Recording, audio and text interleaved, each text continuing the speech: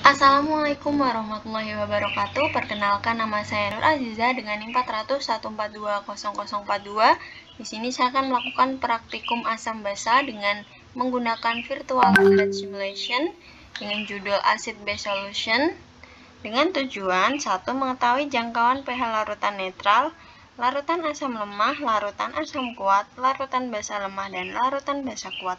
Yang kedua, untuk memahami pengaruh konsentrasi terhadap nyala lampu yang dihasilkan dan pH larutan. Nah, yang pertama saya akan menggunakan mode introduction. Nah, pada mode introduction di sini terdapat beberapa larutan seperti ini yang akan saya cari berapa pH dari masing-masing larutan tersebut. Nah, yang pertama saya akan menggunakan air atau water dengan alat cek pH pertama menggunakan indikator universal.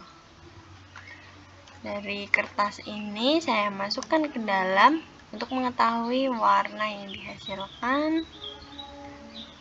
Di sini warna yang dihasilkan kuning atau jingga kekuningan. Kemudian saya cocokkan ke pH color K untuk mengetahui berapa pH yang dihasilkan dari air. Berdasarkan pH color K, air ini memiliki pH 7. Nah, untuk lebih tepatnya, untuk lebih pastinya, saya akan menggunakan pH meter. Benarkah bahwa air memiliki pH 7? Dan ternyata benar bahwa air memiliki pH 7. Kemudian saya lanjutkan ke asam kuat. Nah, bisa dilihat juga di sini asam kuat reaksi mengalami ionisasi sempurna atau seluruhnya terionisasi. Kemudian saya cek berapa pH yang dihasilkan asam kuat di sini. Saya masukkan kertasnya, kemudian saya cocokkan dengan pH color K. Saya cocokkan, sepertinya memiliki pH 2. Nah, untuk lebih pastinya saya menggunakan pH meter di sini. Nah, ternyata benar bahwa asam kuat memiliki pH 2. Selanjutnya asam lemah. Di sini asam lemah berbeda ya dengan asam kuat. Asam lemah ini hanya sebagian ionnya saja yang terionisasi. Maaf, maksudnya hanya sebagian molekul yang terionisasi. Berbeda ya. Kemudian saya akan cek berapa pH yang dihasilkan. Menggunakan indikator universal. Kemudian dicocokkan dengan pH color K. Kira-kira ini berwarna jingga, kira-kira memiliki pH 4,5. Nah, untuk lebih pastinya saya menggunakan pH meter dan benar bahwa asam lemah memiliki pH 4,5. Selanjutnya basa kuat. Di sini basa kuat juga sama. Seluruh molekulnya terionisasi atau terionisasi sempurna di sini. Kemudian saya akan cek berapa pH-nya. Kertasnya menghasilkan warna biru, kemudian saya cocokkan dengan pH color K. Berdasarkan pH color K, basa kuat memiliki pH 12. Untuk lebih pastinya saya menggunakan indikator, pH meter. Saya masukkan. Nah, ternyata benar bahwa basa kuat memiliki pH 12. Nah, yang terakhir yakni basa lemah. Di sini basa lemah hanya sedikit molekul yang terionisasi. Bisa dilihat. Kemudian saya cek pH-nya. Menghasilkan warna hijau ke abu-abuan ya di sini. Kita cocokkan dengan pH color K. Sepertinya 9,5. Untuk lebih pasti, dicek dengan pH meter. Nah, ternyata benar bahwa basa lemah memiliki pH 9,5. Nah, dari praktikum mode intro ini sesuai dengan jangkauan pH, bahwa pH netral memiliki pH 7 pada suhu 25 derajat. Kemudian, jangkauan pH asam berkisar antara 0 sampai 6, yang mana asam kuat memiliki rentang pH kurang dari 3, kemudian jangkauan pH basa berkisar antara 8 sampai 14, dengan basa kuat memiliki rentan pH lebih dari 11. Nah, selanjutnya saya akan beralih ke mode My Solution. Nah, pada mode My Solution ini, saya akan melakukan praktikum dengan asam lemah, asam kuat, basa lemah, dan basa kuat yang akan saya variasikan setiap larutannya dengan 2 variasi konsentrasi. Saya mulai dengan asam lemah. Nah, variasi konsentrasi pertama, saya akan menggunakan konsentrasi 700 ya.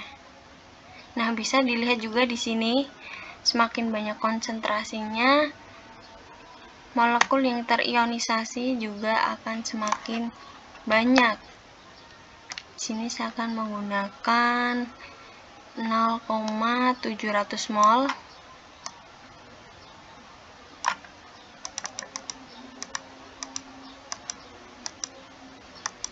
Alat yang akan saya gunakan yaitu nyala lampu. Untuk mengetahui nyala lampu yang dihasilkan, saya masukkan nyala lampu yang dihasilkan asam lemah dengan konsentrasi 0,700 mol. Nyala lampunya terang. Kemudian saya cek pH yang dihasilkan. pH yang dihasilkan yakni 3,58. Selanjutnya, variasi konsentrasi yang kedua, saya menggunakan 0,010 mol. Sama mekanismenya dengan yang pertama, menggunakan lampu untuk mengetahui nyala lampunya. Nyala lampu yang dihasilkan lebih redup ya dari yang pertama. Kemudian cek pH yang dihasilkan. pH yang dihasilkan yakni 4,49. Kemudian yang kedua, asam kuat.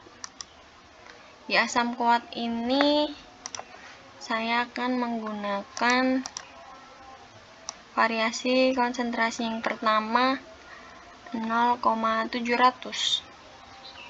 Nah, bisa dilihat juga di sini, semakin banyak konsentrasi, maka molekul yang terionisasi juga akan semakin banyak. 0,700 mol.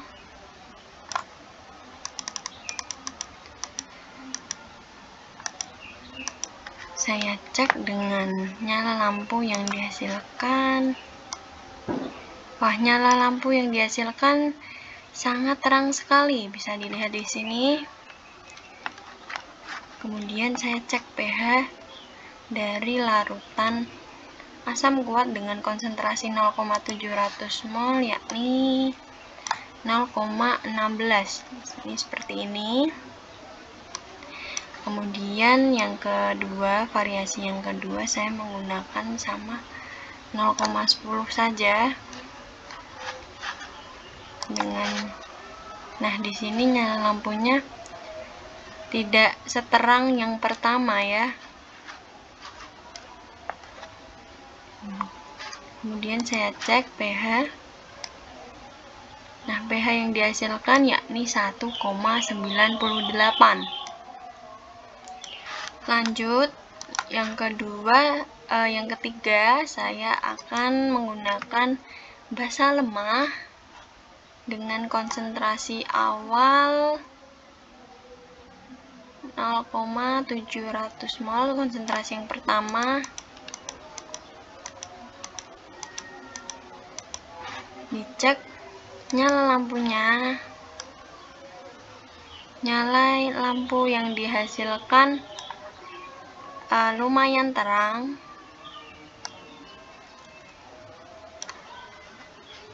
Kemudian saya cek pH-nya, menghasilkan pH 10,42. Kemudian variasi konsentrasi yang kedua pada basa lemah ini saya menggunakan 0,010 mol. Kira-kira bagaimana nyala lampu yang dihasilkan? Nyala lampu yang dihasilkan redup seperti ini ya. Kemudian pH, berapa pH yang dihasilkan dari larutan ini, yakni 9,5. Selanjutnya saya akan beralih ke basa kuat. Basa kuat untuk variasi konsentrasi pertama saya menggunakan 0,700 mol. Bisa dilihat di sini, semakin banyak konsentrasi, semakin banyak molekul yang terionisasi. Kemudian saya cek bagaimana nyala lampu yang dihasilkan. Wah, ternyata terang sekali ya. Kemudian berapa pH juga yang dihasilkan? pH yang dihasilkan semakin tinggi, 13,84. Kemudian saya turunkan konsentrasinya ke 0,10. Saya cek bagaimana nyala lampunya. Nyala lampunya terang seperti ini, tapi tidak seterang pada variasi konsentrasi sebelumnya. Kemudian saya cek pH-nya. Nah, pH yang dihasilkan senilai 12,02. Berdasarkan praktikum tersebut, penambahan konsentrasi suatu larutan berpengaruh terhadap pH larutan tersebut. Semakin tinggi konsentrasi suatu larutan asam atau basa, maka semakin banyak molekul yang terionisasi, yang mana semakin banyak molekul yang terionisasi dalam suatu larutan asam atau basa, maka semakin kuat larutan asam atau basa tersebut.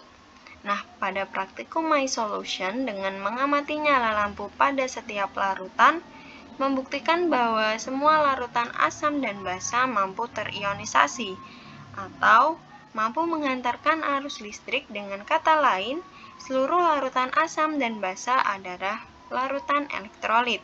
Hanya saja, kekuatan larutan dalam mengantarkan listrik berbeda-beda, tergantung kemampuan larutan mengalami ionisasi. Lalu, siapa yang mampu menghantarkan listrik dengan kuat? Nah, dari praktikum tersebut, telah kita ketahui bersama bahwa semakin tinggi konsentrasi suatu larutan, maka semakin banyak molekul yang terionisasi yang menuju ionisasi sempurna. Semakin besar derajat ionisasinya. Hal ini dibuktikan pada larutan asam dan basa kuat dengan variasi konsentrasi 0,700 mol menghasilkan nyala lampu yang sangat terang. Nah, cukup sekian praktikum yang saya laksanakan hari ini. Kurang lebihnya mohon maaf. Thank you for watching.